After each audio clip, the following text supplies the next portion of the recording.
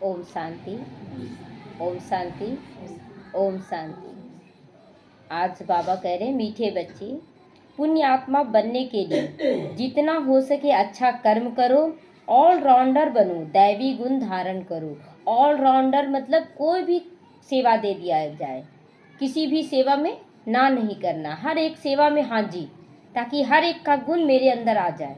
तो इसीलिए बाबा कह रहे हैं कि अगर पुण्य आत्मा बनना है तो जितना हो सके अच्छा कर्म करो और ऑलराउंडर बनो, दैवी गुण धारण करो, दिव्यता का गुण देने का संस्कार धारण करना है। प्रश्न है, कौन सी मेहनत करने से तुम बच्चे पद्मा पदम पति बन जाते हो? कौन सी मेहनत करने से? उत्तर है, सबसे बड़ी मेहनत है क्रिमिनल आई को सिविलाइज बनाना। आंखों से ही ना बुरा देख लेते हैं, बुरा समझ लेते, आंखों से ही सारा बुरा ही जाता है सबसे पहले। और इसीलिए दिखाते हैं ना कि कालिदास अपने आंखों को ही फोड़ डाला। लेकिन बाबा कहते हैं कि आंखों को फोड़ने की ज़रूरत नहीं है, आंखों की दृष्टि बदलने की ज़रूरत है। हम देख रहे हैं आत्मा को सिविलाइज्ड है, अगर हम देख रहे हैं शरीर को तो क्रिमिनलाइज है। तो बाबा कहते हैं कि आंखें ही बहुत धोखा देती है। आंखों को सिविलाइज बनाने के लिए बाप ने युक्ति बतलाई कि बच्चे आत्मिक दृष्टि से देखो, सबको देखो, आत्मिक दृष्टि से देखो, देह को नहीं देखो। मैं आत्मा हूँ, ये अभ्यास बार बार पक्का करूँ। मैं कौन हूँ? आत्मा हूँ। अगर मैं आत्मा हूँ तो किसी को देख रहे हैं गलत करते तो मन डिस्टर्ब नहीं होना चाहिए। क्यों? क्योंकि वो आत्मा भी अपना रोल अदा कर रहा है। और मैं आत्मा जान गई हूँ कि अभी चिंता फिक्र करना उसका रोल था। किसका रोल था? देवभान का रोल था। अब हम देवभान में तो नहीं हैं, हम तो आत्मा हैं। तो इस तरह से अपने आप को डिटैच करना है।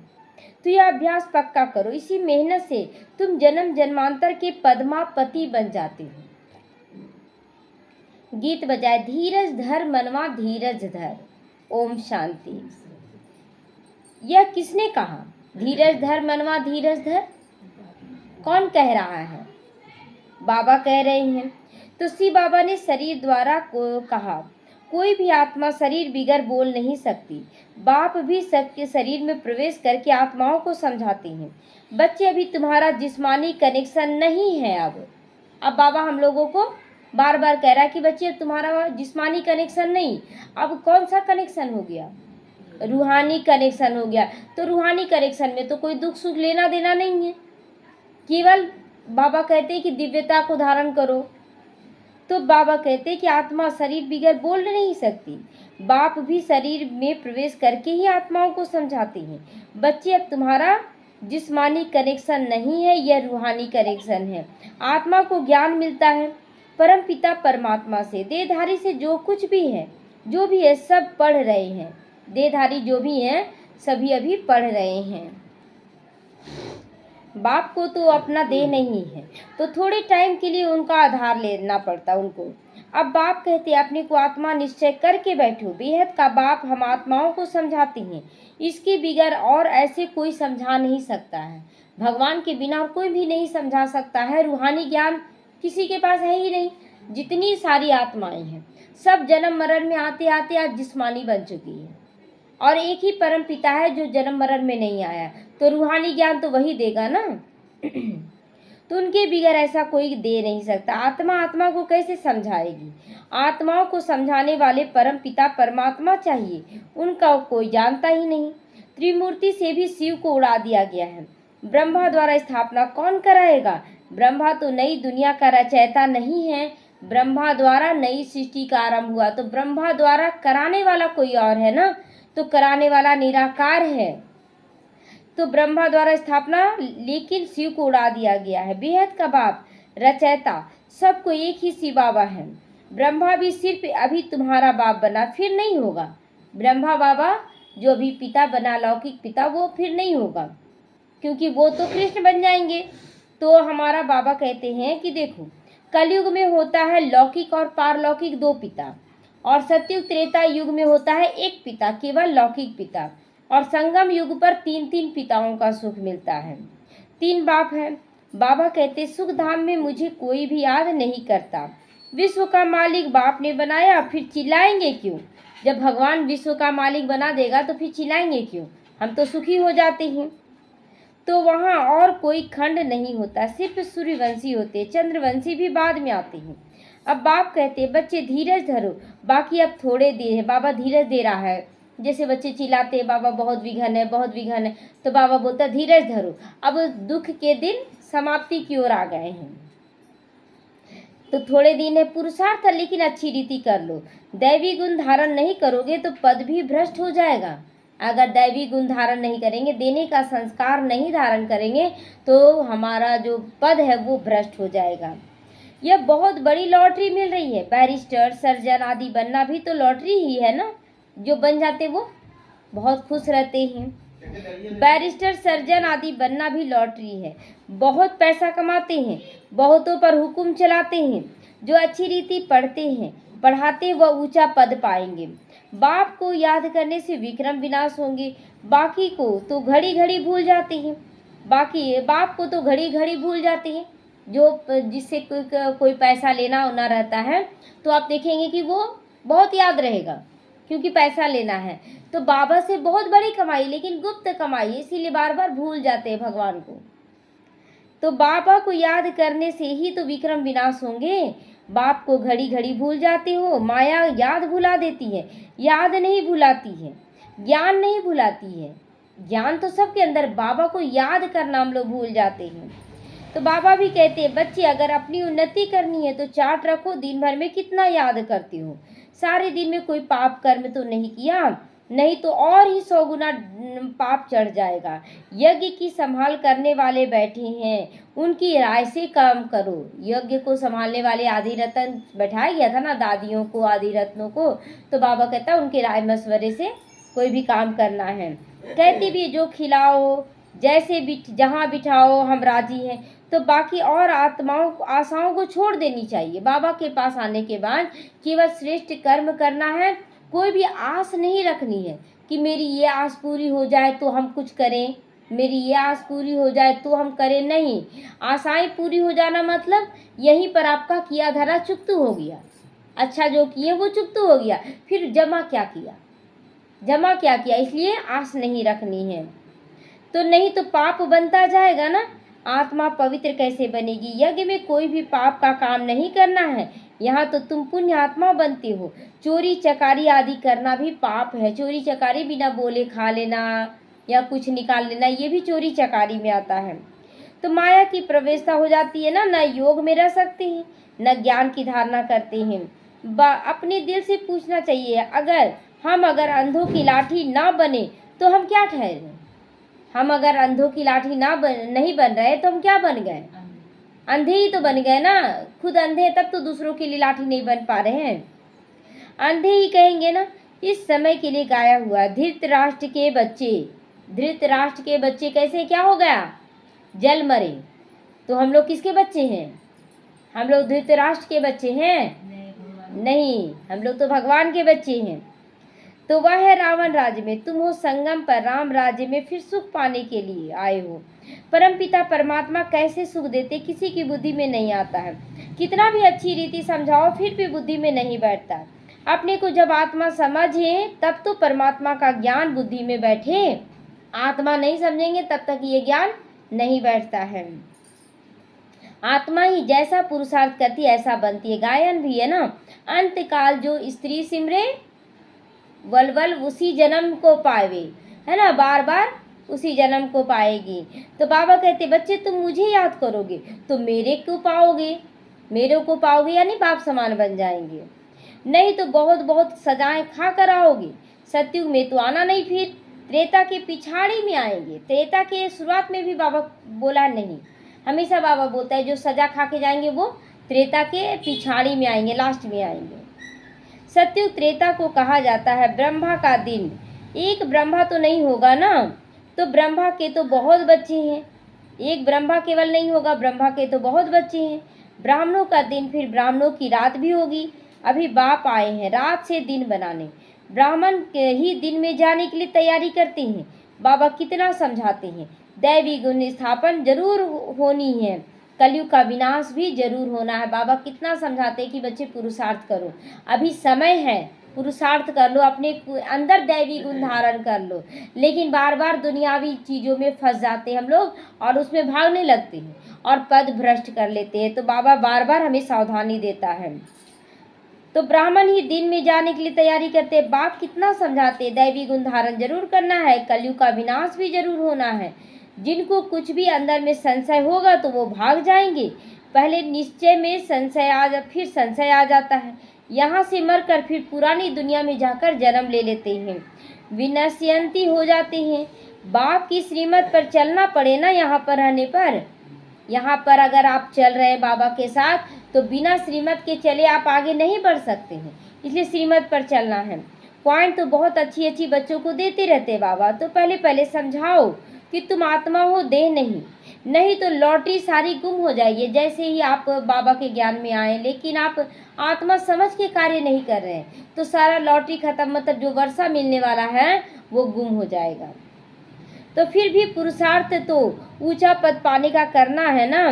भले वहाँ राजा अथवा प्रजा सब सुखी रहते, लेकिन पुरुषार्थ क्या करना है, ऊंचा पद पाने का। भले कितना भी हम पुरुषा ये कर ले, सतयुग में चले जाएं, अच्छा कर्म कर रहे हैं तो, लेकिन अगर दास दासी बन गए तो बाबा को ये अच्छा नहीं लगता है।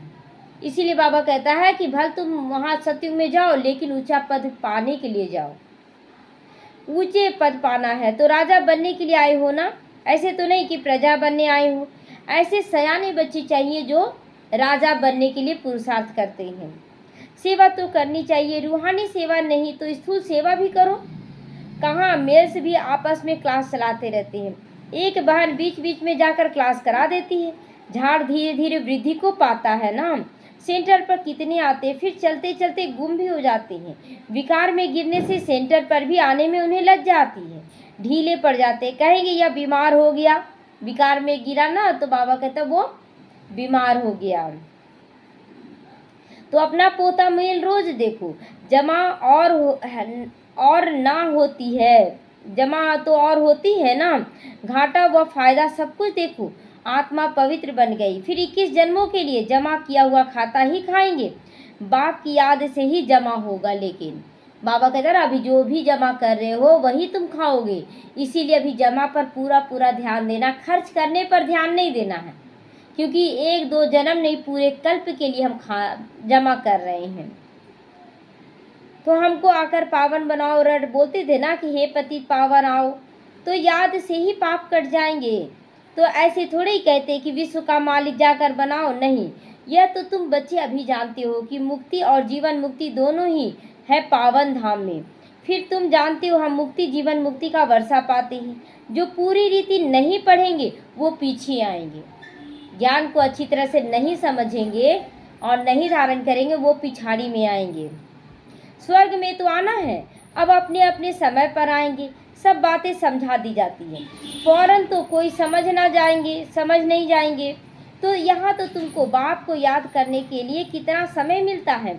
जो भी आए उनको यह बताओ कि पहले अपने को आत्मा समझो। यह नॉलेज बाप आकर दे रहे हैं, शिव बाबा जो परमपिता परमात्मा है वो ये ज्ञान दे रहे हैं। तो आत्माभिमानी बनना है। आत्मा ज्ञान उठाती है, परमात्मा ज्ञान को याद करने से ही विक्रम विनाश होंगे, फिर सृष्टि के आदि मध्य अंत का ज्ञान देती हैं। रचयिता को याद करने से ही पाप भस्म होंगे। बाबा कहते हैं ना, रचयिता यानी बाबा को याद करने से हमारे पाप भी भस्म होते हैं। तो रचयिता को याद करना चाहिए। फिर रचना के आदि मध्य अंत को ज्ञान समझने से तुम चक्रवर्ती राजा बन जाते हो। याद करने से क्या होगा, शिव बाबा को याद करेंगे तो विक्रम विनाश होगा, और रामा के चक्र को याद करेंगे तो चक्रवर्ती राजा बन जाएंगे। तो रचयिता को याद करने से पाप भस्म, और रचना के आदि मध्य अंत को समझने से चक्रवर्ती राजा बन जाओगे। बस यह फिर औरों को भी सुनाना है। चित्र भी तुम्हारे पास है, यह तो सारा दिन बुद्धि में रहना चाहिए कि तुम स्टूडेंट भी हो। बहुत गृहस्थी भी स्टूडेंट होते हैं ना, बहुत गृहस्थी भी स्टूडेंट होते हैं। तो अभी हम सभी स्टूडेंट बन गए हैं। तो बाबा कहते ये ज्ञान सबको सुनाना है। बहन भाई की कभी भी क्रिमिनल दृष्टि नहीं आनी चाहिए। यह तो ब्रह्मा के मुख वंशावली है ना। क्रिमिनल को सिविल आई बनाने के लिए बहुत मेहनत करनी पड़ती है। आधा कल्प की आदत पड़ी हुई है देवभान की, आधा कल्प का आदत पड़ा हुआ है देवभान का, इसलिए घड़ी घड़ी आत्मा ना देख के शरीर दिख जाता है। तो भाई बहन की कभी भी क्रिमिनल आई नहीं रहनी चाहिए। क्यों? क्योंकि तुमको भी गृहस्थ व्यवहार में रहते कमल फूल के समान बनना है ना। हमें गृहस्थ में रहते भी क्या समझना है कि हम कमल फूल हैं, रिश्तों को निभा रहे हैं, लेकिन रिश्तों में फंसे नहीं हैं, हम कीचड़ से ऊपर हैं। तो तुम स्टूडेंट हो ना, बहुत गृहस्थी भी स्टूडेंट है, तुमको भी गृहस्थ व्यवहार में रहते कमल फूल समान बनना है। बहन भाई की कभी भी क्रिमिनल आई नहीं होनी चाहिए। यह तो ब्रह्मा के मुख वंशावली है ना। क्रिमिनल को सिविल आई बनाने के लिए बहुत मेहनत करनी चाहिए। क्रिमिनल आई को सिविल आई बनाने के लिए मेहनत करनी है।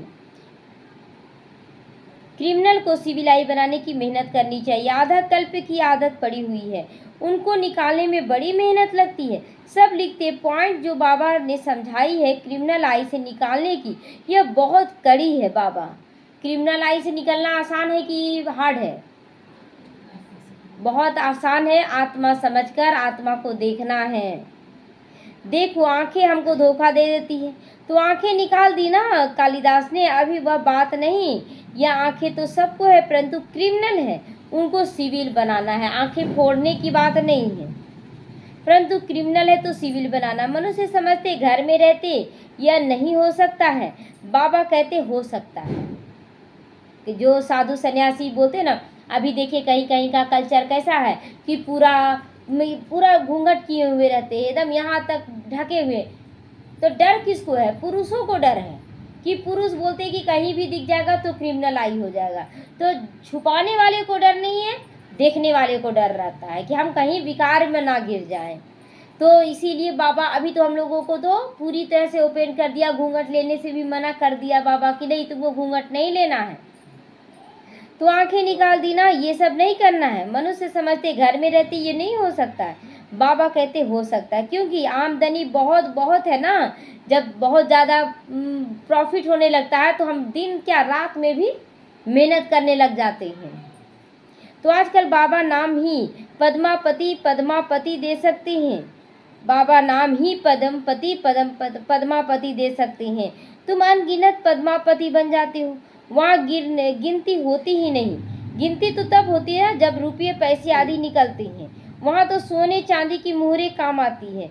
आगे राम सीता के राज्य की मुहरें आदि मिल जाती थी, बाकी सूर्यवंशी रजाई की कभी नहीं देखी। ब्रह्मा बाबा बोल रहे हैं कि सीताराम के समय का मुहर जो रहता था वो देखे हैं, लेकिन लक्ष्मी नारायण के समय का मुहर नहीं देखे हैं। तो पहले तो सब सोने की सिक्के ही थी, फिर चांदी की बने, फिर तांबा आदि के पीछे निकलना है। अभी तुम बच्चे जहाँ बाप से फिर वर्षा लेते हो। सतयुग में जो रस्म रिवाज चलनी है वो फिर होगी। तुम अपनी पुरुषार्थ करते रहो। स्वर्ग में बहुत थोड़े होते हैं, आयु भी बड़ी होती है, अकाली मृत्यु नहीं होती है। तुम समझते हो हम काल पर जीत पाते हैं, मरने का नाम ही नहीं। उनको कहते अमर लोक, यह है मृत्यु लोक। मरने से डर लग रहा है क्या? अब नहीं ना डर लग रहा, तो मरने पर जीत पा लिए हैं।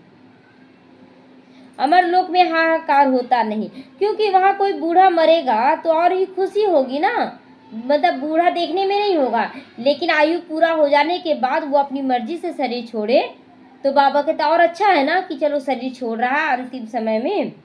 उनको कहते अमर लोक, यह है मृत्यु लोक। तो बहुत खुशी होती है बूढ़े जब शरीर छोड़ते, उनको महसूस होता है कि हम तो जाकर बच्चा बनेंगे। यहाँ पर ही मरने पर रोना धोना होता है। तुमको कितना अच्छा से ज्ञान मिलता है, कितना धारण होना चाहिए, औरों को भी समझाना चाहिए। बाबा को कोई हम रूहानी सर्विस करना चाहते हैं, बाबा झट कहेंगे भल करो। देखिए बाबा के समय का ज्ञान कि बाबा से अगर कोई बच्चा बोलता था कि बाबा हमको रूहानी सेवा करनी है, तो बाबा भी झट ऑर्डर देता था कि हाँ भल करो। सेवा करना चाहते तो झट ऑर्डर करते, बाबा कहते हाँ भल करो। बाबा कोई मना नहीं करते हैं। ज्ञान नहीं है, बाकी अज्ञान है, तो अज्ञान से भी बहुत डिसर्विस कर देते हैं ना, इसलिए देख समझ के हाँ करते हैं। सर्विस तो अच्छी रीति करनी चाहिए, तभी तो लॉटरी मिलेगी। बहुत भारी लॉटरी है यह ईश्वरीय लॉटरी। तुम राजा रानी बनोगे, तुम्हारे पौत्रे पौत्रियाँ सब खाते आएंगे। तो यहाँ तो हर एक को अपने कर्मों के अनुसार फल मिलता है। यहाँ पर जो भी अपना कर्म करे उसके अनुसार फल मिलता है। यहाँ तो हर एक को फल मिलता है कर्मों के अनुसार। कोई बहुत धन दे दान करते हैं तो राजा बनते हैं, तो बाप बच्चों को बहुत कुछ समझाते हैं। अच्छी रीति समझकर धारणा करनी चाहिए, सेवा भी अच्छी करनी चाहिए। सेवाओं सैकड़ों की सेवा होती है, कहाँ कहाँ भक्ति भाव वाले बहुत अच्छे अच्छे बच्चे आ जाते हैं। बहुत भक्ति की होगी तब ज्ञान भी जरूर ले लेगा। जैसे कहीं भी ज्ञान देने जाते हैं तो बहुत सारे बच्चे भक्ति भाव से आ जाते हैं, लेकिन फिर धीरे धीरे कम होते चले जाते हैं। लेकिन हमें लक्ष्य लेना है कि चलो बहुत अच्छे से हमें सेवा कर लेनी है। तो बाप बच्चों को सब कुछ समझाते, अच्छी रीति समझाकर फिर धारण करनी रहती है, सेवा भी करनी है। सेवा की सर्विस होती है ना, सैकड़ों की सेवा हो जाती है। कहाँ कहाँ भक्ति भाव वाले बहुत आ जाते हैं। बहुत भक्ति की होगी तो ज्ञान अच्छा उठाएंगे। चेहरे से भी मालूम पड़ता है कि सुनने से खुश हो जाते हैं।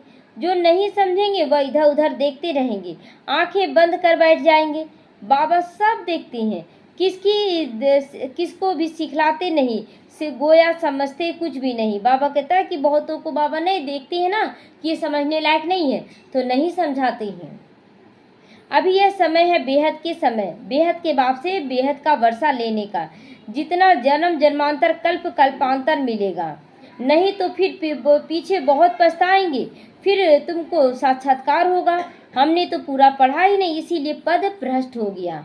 ये लास्ट में साक्षात्कार होगा कि हम बहुत मतलब जितना पढ़ना चाहिए उतना नहीं पढ़ते थे, इधर उधर फालतू गफलत पे ध्यान देते थे। तो इसीलिए बाबा बार बार सावधानी देता है कि बच्चे अच्छी रीति पढ़ाई करो, तो पछताएंगे। सबको साक्षात्कार हुआ कि हमने पढ़ा ही नहीं, इसीलिए पद कम हो जाएगा। बाकी क्या जाकर बनोगे, जाकर नौकर चाकर साधारण प्रजा बन जाओगे।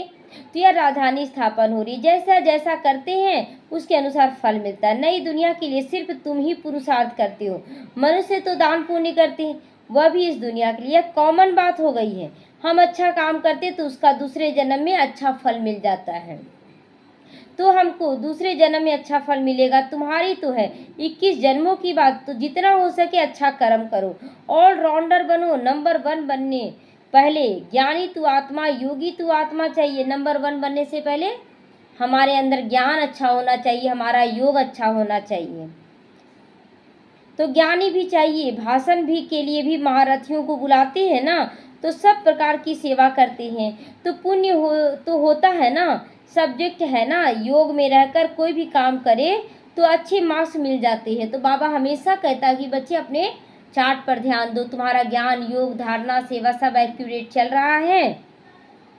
तो पूछना चाहिए हम सेवा कितना करते हैं, सिर्फ खाते रहते हैं या सोते रहते हैं दिन भर। ये सब चेक करना है कि हम केवल खाते हैं या खाली सोते हैं। तो मनुष्य से देवता, नर से नारायण बनते हो। अमर कथा, तीसरी की कथा, ये सब कथा इस समय की है। मनुष्य तो सब झूठी यथार्थ कथाएं जाकर सुनाते रहते हैं। तीसरा नेत्र तो सिवाय बाप के और कोई दे ना सके। अभी तुमको तीसरा नेत्र मिला है जिससे तुम सृष्टि के आदि मध्य अंत को जानते हो। इस पढ़ाई से कुमार कुमारियों को बहुत तीखा जाना चाहिए। कुमार कुमारियों को क्यों तीखा जाना चाहिए, क्योंकि उनके ऊपर कोई बंधन नहीं है। और गृहस्थियों को भी तीखा जा सकते क्योंकि 100 ब्राह्मण के बराबर एक कुमारी है, तो 1000 ब्राह्मण के बराबर एक युगल है। तो हमें हमारा स्थिति कितना श्रेष्ठ होना चाहिए, हमें बहुत अच्छे से पुरुषार्थ करना है। मुक्ति धाम का रास्ता बताना भगवान तो एक ही है जिससे वर्षा मिलता है। हम वहाँ रहने वाले, यहाँ पाठ बजाने के लिए आते हैं। अब पावन कैसे बने, पतित पावन तो एक ही बाप है। आगे चलकर तुम बच्चों की अवस्था भी बहुत अच्छी हो जाएगी। बाप किस्मत किस्म किस्म से समझाते रहते हैं। एक तो बाप को याद करना है तो जन्म जन्मांतर के पाप मिट जाएंगे। अपने दिल से पूछना कि हम कितना बाबा को याद करते हैं। चार्ट रखना चाहिए, अपनी उन्नति करो, अपने ऊपर रहम करो, अपनी चलन को देखते रहो। अगर हम भूल करते रहेंगे तो फिर रजिस्टर खराब हो जाएगा ना, इसमें दैवी गुण होना चाहिए। अगर बार बार हम गुस्सा कर दे रहे हैं तो रजिस्टर तो खराब हो जा रहा ना। इसलिए बाबा कहता है कि बच्चे अपने देही अभिमानी स्थिति में रहकर कर्म करो। तो अगर हम भूले करते रहेंगे तो रजिस्टर खराब हो जाएगा, इसमें दैवी चलन होनी चाहिए। गायन भी है ना, जो खिलाओगे, जहाँ बिठाओगे, जो डायरेक्शन देंगे हम वही करेंगे, कुछ भी अपना मनमत नहीं चलाएंगे। तो जहाँ बिठाएंगे, जो डायरेक्शन देंगे वही करेंगे। डायरेक्शन तो जरूर तन द्वारा देंगे ना बाबा। तो गेटवे टू स्वर्ग, यह अक्षर अच्छा है, यह द्वार है स्वर्ग का गेट खुलने का। तो गेटवे टू हेवन, ये द्वार खोल रहा है। अच्छा, मीठे मीठे सीखी लदे बच्चों प्रति माता पिता बाप दादा को याद प्यार और गुड मॉर्निंग। रूहानी बाप की रूहानी बच्चों को नमस्ते। हम रूहानी बच्चों की रूहानी माता पिता बाप दादा को याद प्यार, गुड मॉर्निंग और नमस्ते नमस्ते। शुक्रिया बाबा, शुक्रिया। धारणा के लिए आज मुख्य सारे पुण्य आत्मा बनने के लिए और सब आशाएं छोड़कर यह पक्का करना है कि बाबा जो खिलाए जहाँ भी चाहे, कोई भी पाप का काम नहीं करना है ना। बाबा बार बार क्लियर करता है कि बच्चे तुमको कोई पाप का काम नहीं करना है। दूसरा, ईश्वरीय लॉटरी प्राप्त करने के लिए रूहानी सेवा में जरूर लगना चाहिए। ज्ञान की धारणा कर औरों को भी करानी है। अच्छी मार्क्स लेने के लिए कोई भी कर्म याद में रहकर ही करना है। पढ़ाई कर रहे हैं, 2 मिनट के लिए याद करने, बाबा आप आ गए हो, आप ही मुझे ज्ञान दे रहे हो, मुझे श्रेष्ठ योगी तो ज्ञानी आत्मा बनना है। तो आप देखेंगे कि आपके अंदर का विक्रम विनाश होने लगेगा। ईश्वरीय लॉटरी मिल रही है, रूहानी सेवा में लग जाना चाहिए। ज्ञान की धारणा की औरों को भी कराना है। रूहानी मार्क्स लेने के लिए कोई भी कर्म याद में रहकर ही करो, कोई भी कर्म। अच्छा, वरदान है, माया और प्रकृति को दासी बनाने वाले ही सदा स्नेही भव का वरदान मिलता है। जो बच्चे सदा स्नेही है वो लवलीन होने के कारण मेहनत और मुश्किल से सदा बच जाते हैं। मेहनत और मुश्किल क्या है? जब हम देह भान में रहते हैं तो मेहनत और मुश्किल दोनों शब्द आ जाता है। हमें दोनों से मुक्त रहना है। आत्मा मालिक बनकर जाती है प्रकृति को। प्रकृति माया की हिम्मत नहीं, जो सदा स्नेही का सामान समय और संकल्प को हिला दे।